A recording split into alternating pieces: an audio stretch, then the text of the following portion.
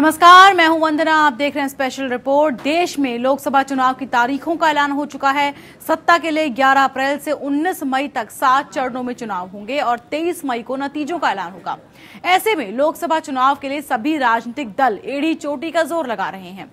5 साल तक सत्ता से दूर रहे विपक्षी दल सत्ता में वापसी की पुरजोर कोशिश कर रहे हैं, तो सत्ता में बैठे बीजेपी के नेतृत्व वाली एनडीए गठबंधन को 2019 के महाभारत में अपने सेनापति मोदी पर पूरा भरोसा है। जनधन योजना, उज्ज्वला योजना, मुद्रा बैंक योजना, प्रधानमंत्री आवास योजना और स्वच्छता अभियान के तहत हर घर में शौचालय निर्माण जैसी कई योजनाओं के जरिए प्रधानमंत्री मोदी ने देश की तस्वीर बदलने की कोशिश की है। तो क्या सचमुच इन योजनाओं का फायदा आम जनता तक पहुंचा है और क्या इन योजनाओं के बदौलत मोदी सरकार का वोट बैंक मजबूत हुआ है? क्या प्रधानमंत्री की जनहित वाली योजनाओं से खुश होकर 2019 के चुनाव में जनता उन्हें रिटर्न गिफ्ट के तौर पर वोट देगी? ये जानने के लिए आज हम आपको उत्तर प्रदेश के मुजफ्फरनगर संसदीय क्षेत्र ले चलेंगे, जहां 11 अप्रैल को वोट पड़ेंगे। अब जबकि वोटिंग के लिए चंद दिन ही बचे हैं, तो देखते हैं यहां के लोग मोदी सरकार की महत्वाकांक्षी योजनाओं पर क्या कह रहे हैं।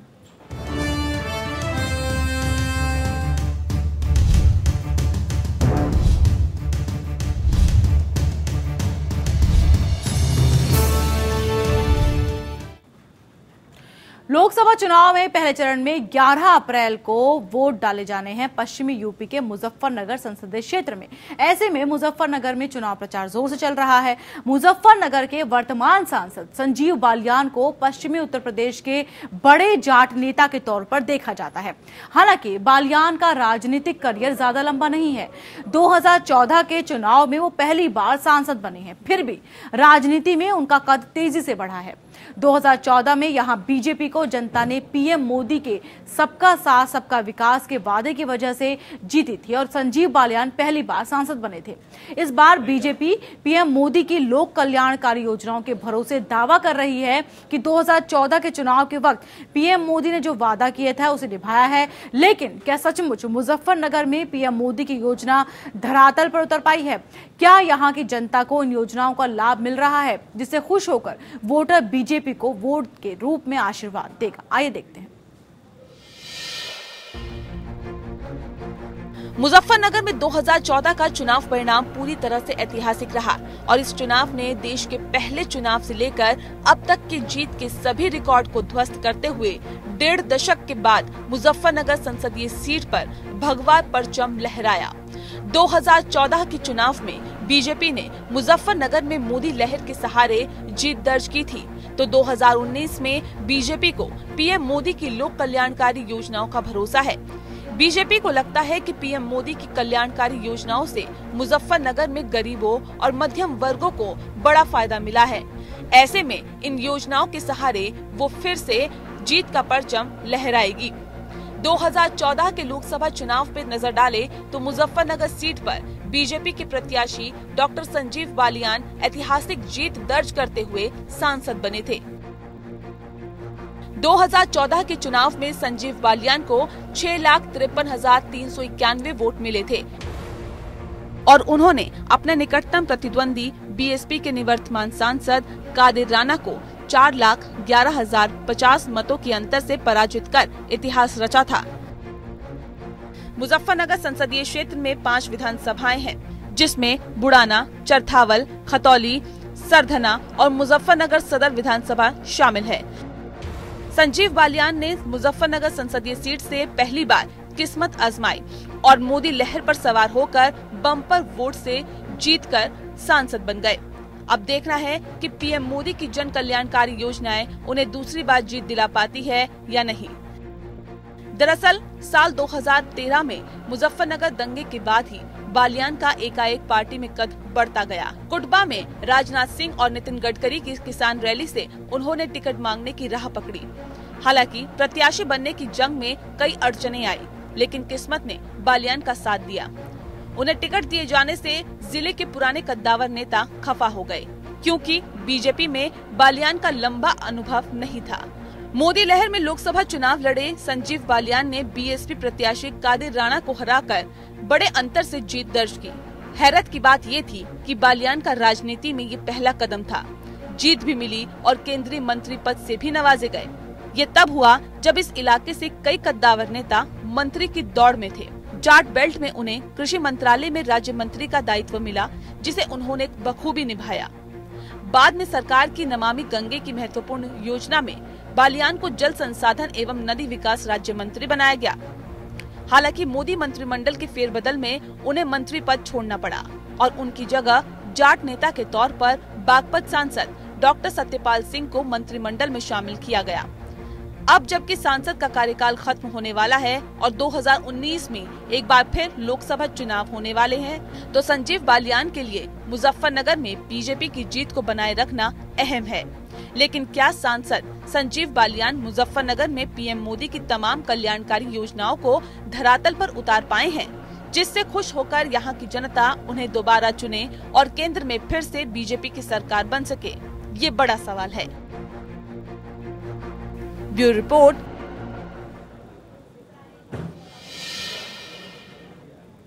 2014 में मोदी लहर पर सवार होकर मुजफ्फरनगर में बीजेपी ने जीत दर्ज की थी।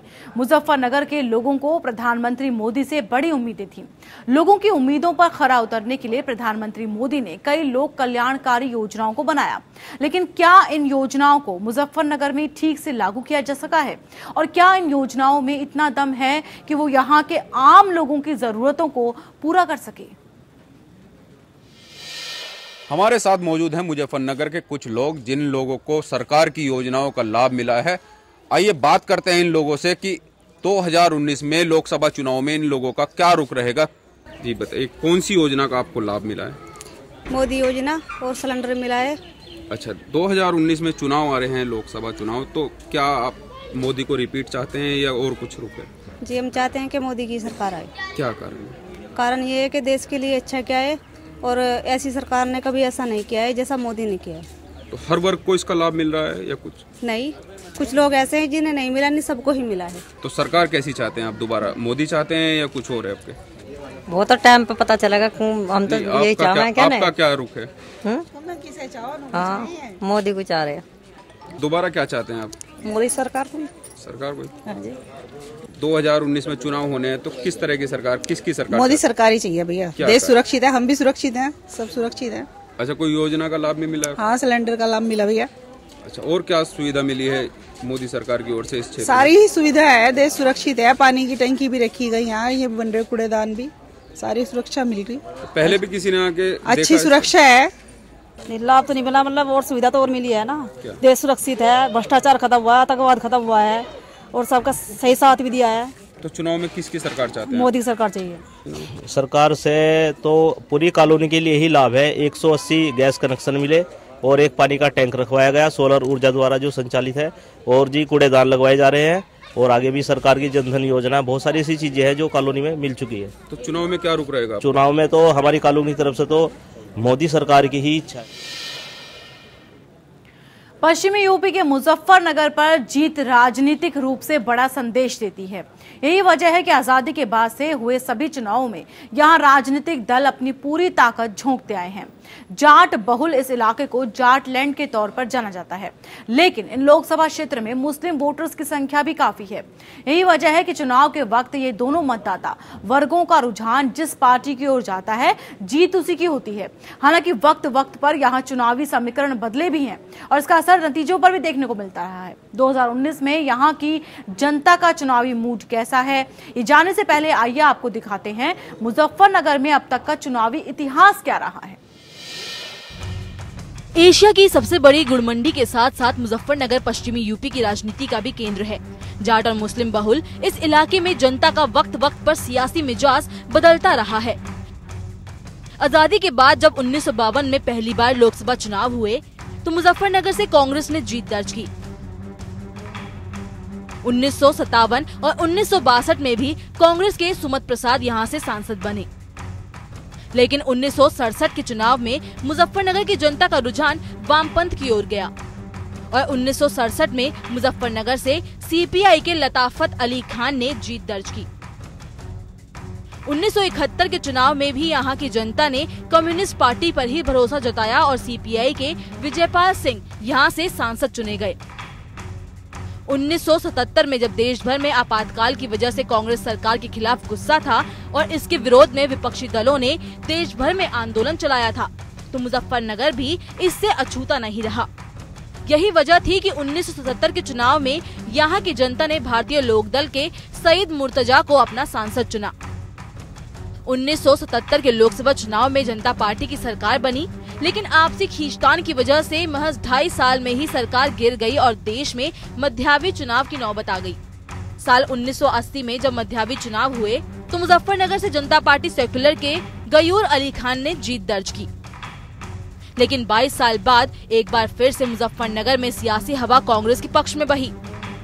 1984 में इंदिरा गांधी की हत्या के बाद कांग्रेस के पक्ष में सहानुभूति की लहर दौड़ी और 1984 में कांग्रेस के धर्मवीर सिंह त्यागी चुनाव जीतकर मुजफ्फरनगर के सांसद बने। हालांकि कांग्रेस मुजफ्फरनगर सीट पर ज्यादा दिनों तक अपनी पकड़ बरकरार नहीं रख सकी। 1989 में चुनाव में बीपी सिंह ने राजीव गांधी सरकार पर बोफोर्स तोप सौदे में भ्रष्टाचार के आरोप को इतना बड़ा मुद्दा बना दिया कि मुजफ्फरनगर की जनता कांग्रेस के खिलाफ हो गई और जनता दल के मुफ्ती मोहम्मद सईद के पक्ष में अपना मत दे दिया। हालांकि मुजफ्फरनगर की राजनीति में ज्यादा वक्त तक जनता दल की दाल नहीं गल सकी। 1991 में लोकसभा चुनाव के वक्त राम मंदिर आंदोलन की वजह से मुजफ्फरनगर की राजनीति में बीजेपी की दखल बढ़ी और मुजफ्फरनगर में पहली बार बीजेपी से उम्मीदवार ने जीत दर्ज की।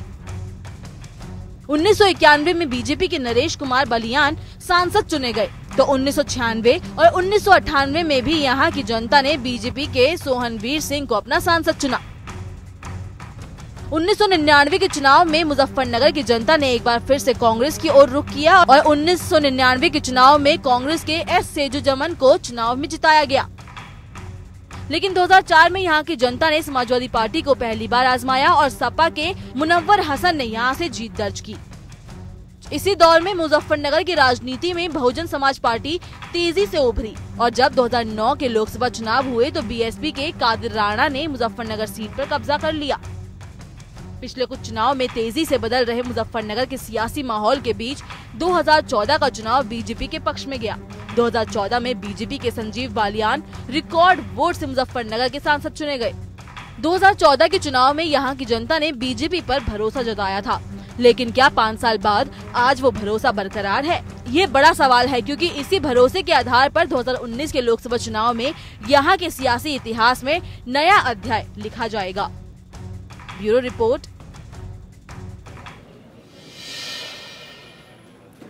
और बीजेपी को भरोसा है कि 2019 में मोदी की योजनाओं से मुजफ्फरनगर के चुनावी महाभारत में बीजेपी की जीत होगी। मुजफ्फरनगर के बीजेपी सांसद संजीव बालियान की जिम्मेदारी थी कि वो अपने संसदीय क्षेत्र में पीएम की योजनाओं का लाभ अपनी जनता को दिलाते, लेकिन क्या मुजफ्फरनगर में प्रधानमंत्री मोदी की महत्वाकांक्षी योजनाएं धरातल पर ठीक उसी तरह से उतर पाई जिसकी कल्पना पीएम ने की थी? क्या 2019 के चुनाव में पीएम मोदी की योजनाएं वोट में तब्दील हो पाएंगी? इस बारे में क्या कहती है मुजफ्फरनगर की जनता, आइए सुनते हैं। हमारे साथ मौजूद हैं मुजफ्फरनगर में अल्पसंख्यक समाज के कुछ लोग। इन्हें भी सरकारी योजनाओं का लाभ मिला है। जनधन जो खाते खुले थे उसमें इन्होंने खाते खुलवाए। इनसे बात करेंगे। 2019 में लोकसभा चुनाव आने हैं, तो किसकी सरकार ये चाहते हैं? हमने खाता खुला था, 0 खाता, और हमारा खाता भी बंद कर दिया, कुछ नहीं दिया उन्होंने। तो कोई लाभ मिला? नहीं, कुछ नहीं मिला। वो पहले मिले थे कई साल पहले 13,782 रुपये, फिर वो खाता भी हमारा बंद कर दिया। अच्छा, तो अब चुनाव आएंगे। मैं अस्पताल में थाने में पहुंचा, कहने लगा हम इंक्वायरी करेंगे, उन्होंने भी कुछ नहीं करा, पुलिस वालों ने भी। फिर हम बैंक में पहुंचे तो खाता ही गायब कर दिया मेरा उन्होंने। तो सरकार, अब चुनाव आ रहे हैं, तो किसकी सरकार आप चाह रहे हैं? हम कांग्रेस की सरकार चाह रहे हैं जी। हाँ, जनधन का खाता हमने खुलवाया था जो 0 बैलेंस था। तो 0 बैलेंस कह के जो खाता खुला था वो 1 साल बाद लगभग चार्जेबल हो गए हैं। SBI में 3,000 रुपये मिनिमम चार्ज हो गया है और PNB में लगभग 2,000, ऐसे अदर बैंकों में सबने चार्ज लगा दिए। यानी जो 0 बैलेंस का खाता था जनधन के नाम से, वो अब चार्जेबल हो गया है। चलिए, मैं कैपेबल हूँ, मैं उसको चार्जेबल भी चला रहा हूँ, लेकिन जो महिलाओं ने खुलवाया था 0 बैलेंस के करके कि उनको एक बैलेंस मेंटेन नहीं करना पड़ेगा, अब उनको क्या है कि वो 2,000 रुपये रखने में या 3,000 रुपये रखने में सक्षम नहीं है, तो उनके लिए वो खाते बेकार है। तो जनधन का कोई मतलब मायने नहीं रहा उस मामले में। तो क्या ठगे गए हैं इस योजना से? नहीं, ठगे गए क्या? आदमी का अकाउंट खुला, वो उसको मैनेज नहीं कर पा रहा, उसने बंद करा दिया। हाँ, ठगे गए में यह है जो महिलाओं ने 500-700 रुपए उसमें रखे होंगे, वो चार्जेबल होने के बाद जो मिनिमम क्वार्टरली चार्ज करते हैं, 3 महीने का जो चार्ज करता है, उससे वो उनके वो वाले पैसे भी खत्म हो गए। तो चुनाव आने वाले हैं, उसमें क्या रुख रहेगा आपका? किस पार्टी को मौका दे रहे हैं? चुनाव में पार्टी कोई भी हो, चाहे कांग्रेस हो चाहे बीजेपी हो, जो अमन शांति की बात करे, जो देश में जो है माहौल भाईचारे का बनाए, जो एकता का संदेश देती हो और जो देश को आगे लेके जाने वाली पार्टी हो, हम उसको वोट करेंगे। वो चाहे कांग्रेस हो चाहे भाजपा हो, बीजेपी क्यों ना हो। बीजेपी अच्छी बात करे, एकता की बात करे, सामाजिक बात करे, प्यार की और भाईचारे की बात करे, हम बीजेपी को भी वोट देंगे। नहीं, एकता की बात तो की है, सबके खाते खुले हैं, कोई इसमें भेदभाव नहीं हुआ। तो खाते खुले तो वो फिर चार्जेबल क्यों हुए? ठीक है, तो हाँ, नुकसान हुआ ना। सबका साथ सबका विकास में जो मकान दिए हैं सरकार ने, उसका परसेंटेज देखिए आप। अगर किसी डिस्ट्रिक्ट के अंदर 100 मकान मिले हैं तो उसके अंदर मुश्किल 5 मकान अल्पसंख्यकों के हैं, मुसलमानों के हैं, 95 बहुसंख्यकों के हैं। भेदभाव है। तो सबका साथ सबका विकास जो है वो सिर्फ एक नारा है और उसको पूरी तरह चरितार्थ नहीं हुआ, वो उसको पूरा करना चाहिए। तो किसे मौका दे रहे हैं? जो भी बात सद्भावना की करेगा उसको मौका देंगे। खाते खुलवाए थे, उसमें 1000-2000 रुपये एडवांस जमा कर रहे हैं, तब जाके खाता चालू हो रहा। तो सरकार को मौका देंगे या कोई चेंज चाह रहे हैं? नहीं, जो सही सरकार बनेगी उसके साथ हैं हम। जो गरीबों की रक्षा करेगी, माँ बेटियों की रक्षा करेगी, उसके हम साथ हैं। जी खुलवा था जीरो खाता, उसमें अब 2000 रुपये के डाल लो, जब तक चलेगा नहीं चलेगा नहीं वो। अब हम कहाँ से डाल लें 2000 रुपये? हमारे पे तो नहीं, हमने बंद कर दे भाई जैसा। तो बंद हो रहे हैं खाते? हाँ, नहीं कह रहे बंद कर दे, बंद कर रहे। अच्छा, तो कोई लाभ नहीं मिला सर? नहीं, हमें कोई लाभ नहीं मिला। तो चुनाव में क्या? हम तो कांग्रेस को देंगे जी। महिलाओं को आर्थिक रूप से मजबूत और महिला सशक्तिकरण पर जोर देने के लिए मोदी सरकार ने देश भर में कई योजनाओं को लागू किया है। ये योजनाएं कमजोर और पीड़ित महिलाओं को अपनी आवाज बुलंद करने में मदद कर रही है। उज्ज्वला योजना, बेटी बचाओ बेटी पढ़ाओ योजना, सुकन्या समृद्धि योजना, शौचालय निर्माण जैसी योजनाएं, जिससे महिलाओं की जिंदगी बेहद आसान हो गई है। आइए आपको इन योजनाओं के बारे में बताते हैं और जानने की कोशिश करते हैं क्या इन योजनाओं से सचमुच पीएम मोदी का 2019 के चुनाव के लिए महिला वोट बैंक मजबूत हो सका है। उज्ज्वला योजना, ये वो योजना है जिसने ग्रामीण इलाकों की महिलाओं को सबसे ज्यादा फायदा पहुंचाया है। लकड़ी और कोयले के चूल्हे में धुएं से अपनी आंखों को जलाती महिलाओं की जिंदगी में इस योजना से क्रांतिकारी परिवर्तन आया है। इस योजना से जहां महिलाओं का सशक्तिकरण हुआ है, तो वहीं बीजेपी को लगता है कि उसका वोट बैंक भी इस योजना से सशक्त हो चुका है। प्रधानमंत्री उज्ज्वला योजना से एनडीए को यकीन है कि उसके वोट की खिचड़ी तेजी से पकेगी। उज्ज्वला के तहत गरीबी रेखा के नीचे 5 करोड़ परिवार को बिना किसी सिक्योरिटी राशि के एलपीजी कनेक्शन दिए जाने का प्रावधान है। लॉन्च के बाद 5 करोड़ परिवारों को लाभ पहुंचाने का लक्ष्य रिकॉर्ड 28 महीने में पूरा कर लिया गया,